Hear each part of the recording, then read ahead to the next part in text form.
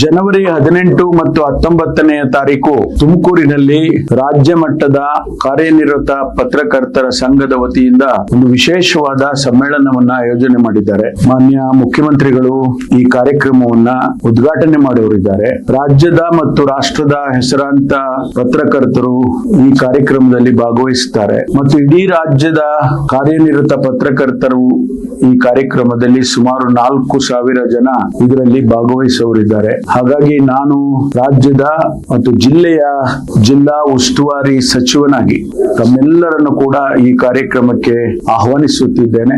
ದಯಮಾಡಿ ಬನ್ನಿ, ಕಾರ್ಯಕ್ರಮದಲ್ಲಿ ಭಾಗವಹಿಸಿ. ಅನೇಕ ಜ್ವಲಂತ ಸಮಸ್ಯೆಗಳು ಏನು ಪತ್ರಕರ್ತರು ಪ್ರತಿನಿತ್ಯ ಎದುರಿಸ್ತಾರೆ ಮತ್ತು ದೇಶದ ಸಮಾಜದ ಅನೇಕ ಸಮಸ್ಯೆಗಳನ್ನ ಈ ಒಂದು ಸಮ್ಮೇಳನದಲ್ಲಿ ಚರ್ಚೆ ಮಾಡೋರಿದ್ದಾರೆ. ಹಾಗಾಗಿ ತಮ್ಮ ಆಗಮನ, ಬರುವಿಕೆ ಮತ್ತು ತಮ್ಮ ಪಾರ್ಟಿಸಿಪೇಷನ್ ಬಹಳ